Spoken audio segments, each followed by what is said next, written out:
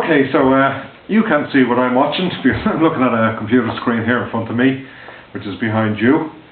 And you're looking at a computer screen watching me, and I can see you. So anyway, enough of that bullshit philosophy. I'm going to give you a tune on the Kid in the Mountain, 5-part slip jig. Yeah. I'm going to call on the help of somebody here, and it's Paddy Glacken. A recording from him from years ago, playing to two dancers.